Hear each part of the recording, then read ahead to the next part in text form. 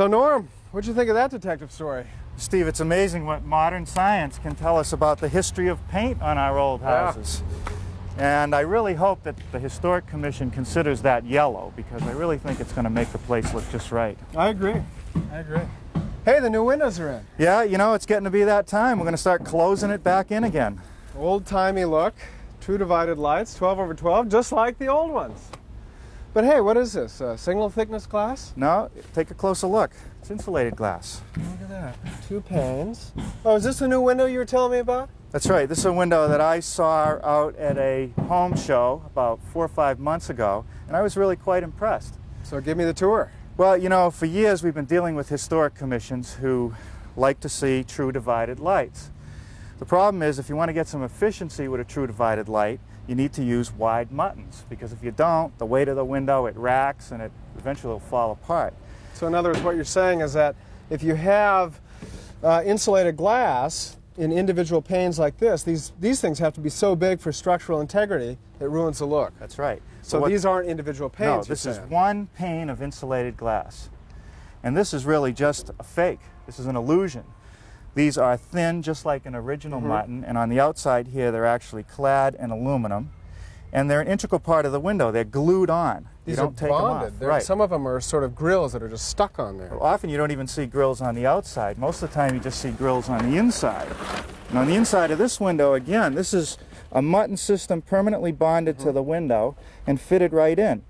And with the wood on the inside, you have the opportunity to stain it or paint it or do whatever you want. Well, it really looks just like an original 1860 window like we have here. That's right. Now the outside is aluminum? Right, so it's maintenance free. Great. And the historic people must love them. What more can you ask for? This looks just like that original window. Sure so does. I think someone has finally done it. Are they easy to install? They sure are. As soon as Tom finishes framing one of the openings, we'll put one in. Okay.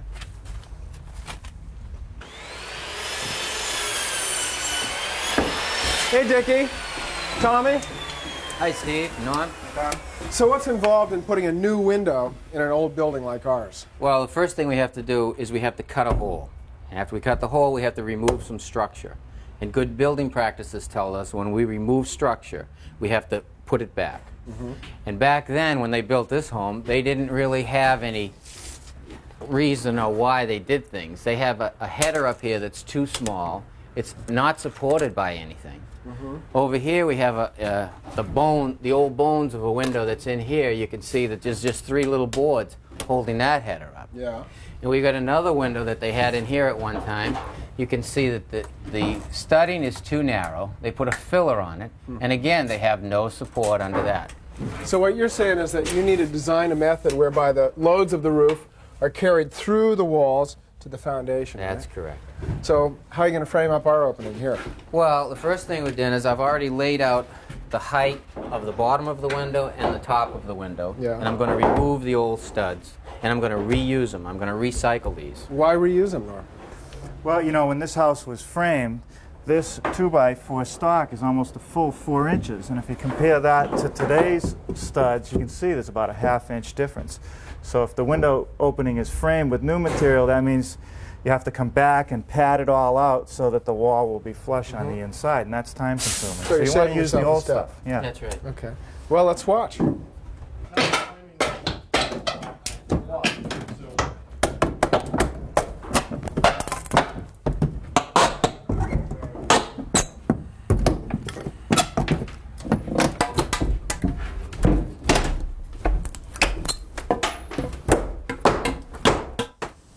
Now, one of the recycled studs we're going to use here on the lower part of the window in the subsill.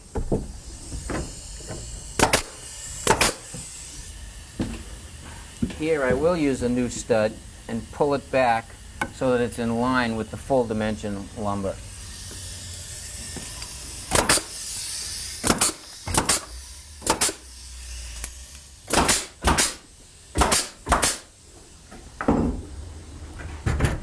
Okay, now here I will use some of the new material, but you can see that it's significantly heavier than what the old-timers used to use.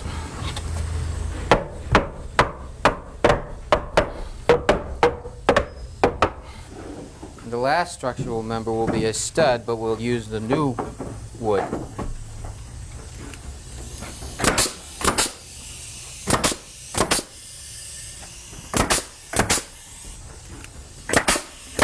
Now we can cut the opening.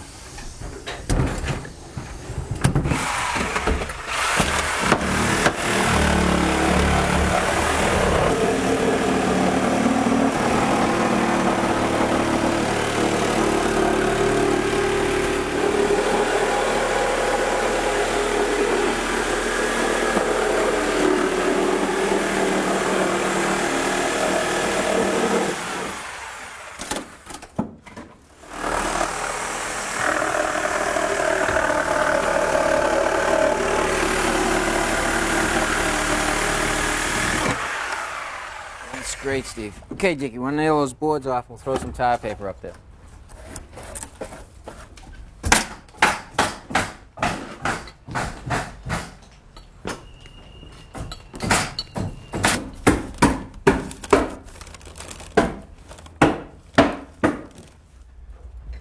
Okay, Steve.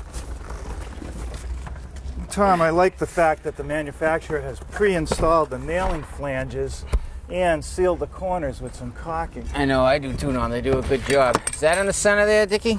Yeah. Oh, that's level is right on. You want to check it for square.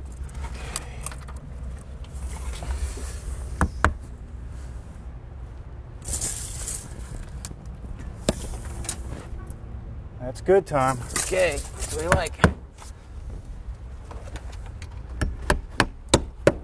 Well, that looks great, you guys.